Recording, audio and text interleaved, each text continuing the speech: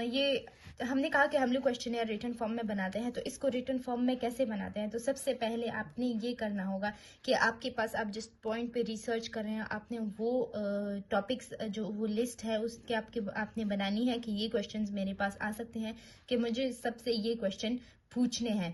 और हर क्वेश्चन का आपने फिर ढूंढना है उसका ऑब्जेक्टिव, कि यस ये क्वेश्चन मैं इसीलिए उनसे पूछूंगी ताकि मुझे ये जवाब मिले। ऑलराइट, आपकी सेटिस्फैक्शन आपको उनके जवाब में मिले। ऑलराइट, देन आपने अपनी उनके क्वेश्चन से अपनी इंफॉर्मेशन उठानी है। और बस यही बात है कि आपने बहुत सिंपल से सिंपल जो कि है क्वेश्चंस सेलेक्ट करने हैं एंड क्वेश्चनेयर बनाना है, दैट्स इट। और आपके पास ऑर्डर ऑफ क्वेश्चन जो हो वो हमेशा स्टार्ट हो from simple questions to the complex questions. ये बात आपने याद रखनी है। सिंपल क्वेश्चन से स्टार्ट करें और आखिर में जितना आप लोअर जाएं तो वो कॉम्प्लेक्स क्वेश्चंस हो। ठीक है, देन वी हैव हमारे पास जो नेक्स्ट आती है after the questionnaire, that is attitudinal scale. ये थोड़ा सा डिफरेंट है, एटीट्यूडनल स्केल। अब ये हमारे पास आता है स्केल पे। नेम इंडिकेट्स ना, ये आपके पास क्या करती है, मेजरमेंट देती है। अब ये नहीं है कि ये सिर्फ क्वांटिटेटिव डेटा की मेजरमेंट आपको दे रही है, ये आपको पास क्वालिटेटिव डेटा की भी मेजरमेंट देती है। कैसे मतलब, ये आपके पास आपकी फीलिंग्स यानी लोगों के फीलिंग्स आपकी रिसर्च के मुताबिक बयां करती हैं। वैल्यूज, उनके जो बिलीव्स होते हैं, फेथ होती है उनकी, किन किन बातों पे वो यकीन रखते हैं, अकॉर्डिंग टू दैट आप इन हर एक चीज को आप मेजरमेंट कर लो तो ये आपके पास एटीट्यूडनल स्केल कहलाती है। ये क्या होता है, कोई एक बात होती है, कोई चीज, या बस स्टूडेंट्स को दोबारा से ले लें तो उनमें एक टॉपिक ऐसा होता है जो कुछ स्टूडेंट्स कहते हैं इट्स वेरी इजी और कुछ स्टूडेंट्स कहते हैं इट्स वेरी डिफिकल्ट।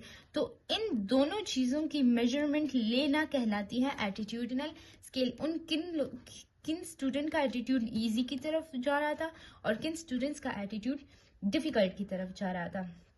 ठीक है, तो ये आप एटीट्यूडनल स्केल में देते हैं। ऑलराइट, तो आपके पास हमेशा जो डेटा आएगा वो क्वांटिटेटिव आएगा, या वी कैन से क्वांटिफाइबल आएगा। यहाँ पे जो डेटा आप ले लेते हैं वो क्वांटिफाइबल। आपने फीलिंग्स के बारे में पूछा और उन्होंने बताया तो आप वो डेटा आपके पास अभी क्वांटिफाइड आया। लेकिन इसमें ये होता है कि एटीट्यूड हमेशा सब्जेक्टिव। अब सब्जेक्टिव क्या किसे कहते हैं, एक वर्ड होता है सब्जेक्टिव एंड एक वर्ड होता है ऑब्जेक्टिव। सब्जेक्टिव वो है कि हर एक बंदे की जो उनकी अपनी फीलिंग होती है वो, एंड ऑब्जेक्टिव कोई फीलिंग एक बंदे की नहीं बल्कि जो फैक्ट हो, जो नेचुरली मौजूद हो बात, वो ऑब्जेक्टिव कहलाती है। लेकिन यहाँ पे कोई ऑब्जेक्टिव फिनोमेना नहीं है, यहाँ पे एटीट्यूड की बात हम कर रहे हैं हर एक बंदे की, तो सब्जेक्टिव होता है ये कंप्लीटली। मतलब ये यहाँ पे बायसनेस होती है एटीट्यूडनल स्केल में। जैसे मैंने कहा, लोगों के लिए कोई टॉपिक इजी है, कोई डिफिकल्ट है, हम ये नहीं देख रहे कि इज इट डिफिकल्ट ओवरऑल या is it easy overall, but हम लोगों के एटीट्यूड को मेजर कर रहे हैं, तो that is why it is a subjective. ठीक है, यहाँ पे रिलायबिलिटी थोड़ी सी कम होती है। ठीक है, और बस यही बात है इसमें कि हम क्वांटिफाइबल, चाहे वो डेटा क्वालिटेटिव डेटा ही क्यों ना हो, हम उसको क्वांटिफाइबल कर देते हैं एटीट्यूडनल स्केल के जरिए। इसमें मसला सब्जेक्टिवनेस या बायसनेस का आता है, लेकिन ये बहुत ही ज्यादा फिर भी एनालिटिकल रिसर्च के लिए इम्पॉर्टेंट है। क्यों? क्योंकि हम लोगों के फीलिंग्स, वैल्यूज, बिलीव्स जो भी हैं, उन सब चीजों को हम एक स्केल में मेजर कर सकते हैं with the help of this. हम डेटा कलेक्ट कर रहे हैं थ्रू एटीट्यूडनल स्केल। बाकी वही बात है कि इसमें जो प्रॉब्लम्स पेश आती हैं, प्रॉब्लम्स, इसमें रिलायबिलिटी बहुत कम होती है। हम लोग कंफर्म इस रिसर्च पे नहीं कह सकते कि हाँ जो मेरे पास डेटा आया है वो यही है। क्या पता मैंने इजी टॉपिक को लोगों के लिए यहाँ पे 90 हो, 100 लोग हैं और हार्ड वाले जो हैं वो सिर्फ 10 हो, लेकिन दूसरी क्लास में वही 10 लोगों के लिए ये इजी हो और 90 लोगों के लिए हार्ड हो, तो हर क्लास के लिए मैं ये टॉपिक नहीं, ये रिसर्च कंक्लूजन नहीं वो कर सकती। तो that is why it is less reliable, it is less valid, it is less valid. And यहाँ पे हमारे पास वेरिएशन की पॉसिबिलिटी बहुत ज्यादा होती है। आज उसने कहा, इसने कहा इजी है, कल ये कहे कि no it's hard for me, तो वेरिएशन भी इसमें बहुत ज्यादा आती है। अब एटीट्यूडनल स्केल की हमारे पास डिफरेंट टाइप्स हैं। टाइप्स ऑफ एटीट्यूडनल स्केल में हमारे पास आती है Likert scale. The second one is Thurstone. Third one is Gutman. बस अभी हम 1 by 1 इसको पढ़ लेंगे इंशाल्लाह, फिर बहुत कम टॉपिक रह गया है. ओके, एटीट्यूडनल स्केल की जो सबसे पहली टाइप है वो है लाइकर्ट स्केल. टाइप्स इसकी 4 है, लेकिन 1 by 1 पढ़ेंगे, बहुत ही ज़्यादा इजी है. ओके, हम लोग ये क्या पढ़ रहे हैं, हम लोग पढ़ रहे हैं कि किस तरीके से हम लोग डेटा को कलेक्ट करते हैं. सबसे पहले हमने पढ़ा ऑब्जर्वेशन के बारे में कि ऑब्जर्वेशन हमारे पास कैसे होती है डेटा को कलेक्ट करने के लिए. फिर हमने उसके बाद पढ़ा अबाउट क्वेश्चनेयर के बारे में. एंड अब हम लोग पढ़ रहे हैं एटीट्यूडनल स्केल के बारे में. ओके, इंटरव्यू के बारे में भी हमने पढ़ा. अब एटीट्यूडनल स्केल में सबसे पहले आती है लाइकर्ट स्केल. लाइकर्ट स्केल में ये आप लोग इधर देखते हैं, एज द नेम लाइकर्ट क्या है कि लाइकनेस के बारे में आपको बताती हैं कि आप कितना एक चीज़ के बारे में एग्री करते हैं एंड कितना उस चीज़ के बारे में आप डिसएग्री करते हैं. ऑलराइट, यहाँ पे आपको दी गई होती है एक स्टेटमेंट. उस स्टेटमेंट के आगे एग्री डिसएग्री लिखा होता है. Strongly agree, strongly disagree and neutral. तो उस स्टेटमेंट को पढ़ के आपने फिर सेलेक्ट करना होता है, चाहे आप एग्री, स्ट्रांगली डिसएग्री या न्यूट्रल को आप सेलेक्ट कर रहे हो, तो ये आपके पास कहलाती है लाइकर्ट स्केल. इसमें क्या आता है, इसमें हमारे पास कोई भी स्टेटमेंट आ सकती हैं. बस वीडियो लंबी होगी तो आप इसकी एग्जांपल देने की ज़रूरत नहीं है. तो ये हमारे पास बहुत ही ज़्यादा वाइडली यूज होती हैं. यही ही क्वेश्चंस हैं एटीट्यूडनल स्केल की जो हम लोग क्वेश्चनेयर में बेसिकली दे सकते हैं. ऑलराइट, ये हमारे पास बहुत ही ज़्यादा वाइडली यूज है एंड ईजी है. कोई भी स्टेटमेंट देके आप उसके सामने ये ऑप्शंस देंगे तो ईजीली है. ठीक है. Then we have Thurstone scale. Thurstone scale में आप लोग क्या करते हैं कि इसमें आप देखते हैं इंटरवल्स के बारे में. यानी आप देख रहे हैं स्पेसेस को आप देख रहे हैं. यानी इसमें ये होता है कि आप देख रहे हैं कि कोई चीज़ कितनी फेवरेबल है एंड कितनी वो अनफेवरेबल है. तो अकॉर्डिंग टू दैट आपने उसकी जो क्या है डेटा को कलेक्ट करनी है. जैसे मैं यहाँ पे एग्जांपल में आपको देती हूँ, एक स्टेटमेंट देती हूँ, तो आपने उसको रेट करना है कि ये फेवरेबल है या अनफेवरेबल है. एंड अकॉर्डिंग टू दैट वहाँ पे उनकी वैल्यूज लिखी होती हैं नंबर फॉर्म में. फिर आपने उन वैल्यूज को ऐड करना होता है. जैसे मैं यहाँ पे लिखती हूँ कि स्मोकिंग जो है इट्स एक्सट्रीमली हार्मफुल. ठीक है, इट्स एक्सट्रीमली हार्मफुल एंड मैंने इसको दिए 3 पॉइंट्स. इसकी वैल्यू हुई 3. सेकेंड जो बात है ये है कि स्मोकिंग जो कि है ये हमारे पास बैन होना चाहिए. इसको मैंने 5 वैल्यू दिया. थर्ड वन इज मैं कह रही हूँ कि it's okay, it's a personal choice. अगर किसी को करना है स्मोकिंग, नहीं करना, इसको मैं 7 पॉइंट्स दे रही हूँ. तो अब ये थर्स्टोन स्केल में ये होता है, एक रिस्पोंडेंट जो है वो देखता है कि क्या स्मोकिंग हार्मफुल है, वो इस पे टिक कर रहा है या इस पे या इस पे.